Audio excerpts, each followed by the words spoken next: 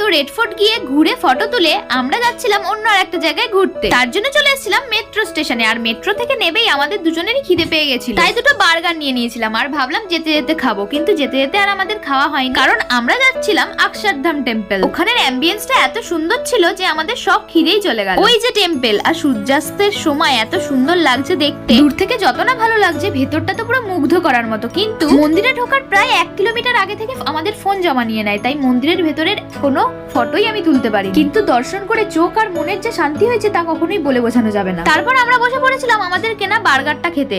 সত্যি বলতে বার্গারটা একদম পচা দিয়েছিল। মন্দির দেখে মন ভরিয়ে পেট না ভরিয়ে আমরা যাচ্ছিলাম বাড়ির উদ্দেশ্যে, কিন্তু খুব জোর খিদে পাওয়ায় আমরা আবার নিয়ে নিয়েছিলাম স্প্রিং রোল। সেটাও আমার খুব একটা ভালো খেতে লাগে, তাই টায়ার্ডনেস নিয়ে বাড়ি ফেরার পথেই নিয়ে এসেছিলাম একটা সাউথ ইন্ডিয়ান ডিশ। এটা খেয়ে মন ভালো করে আমি লাগালাম ঘুম। আর তোমরা সাবস্ক্রাইব করে আমার ছোট্ট ফ্যামিলি মেম্বার হয়ে যাও। Radhe Radhe to my IT family.